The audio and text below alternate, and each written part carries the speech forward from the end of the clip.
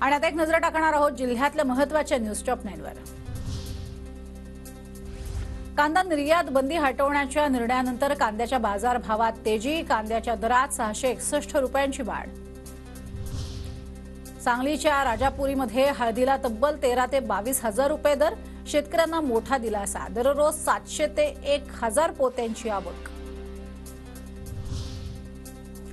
पुणे नागपूर पुणे साप्ताहिक विशेष एक्सप्रेसला मुदतवाढ, प्रवाशांच्या वाढत्या गर्दीमुळे मे अखेरपर्यंत मुदतवाढ।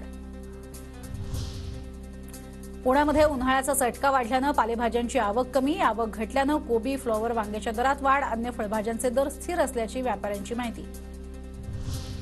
पंढरपुरात माघी यात्रेनिमित्त 3 लाख भाविक दाखल, विठ्ठल रुक्मिणी मातेच्या दर्शनासाठी 5 किलोमीटरच्या रांगा।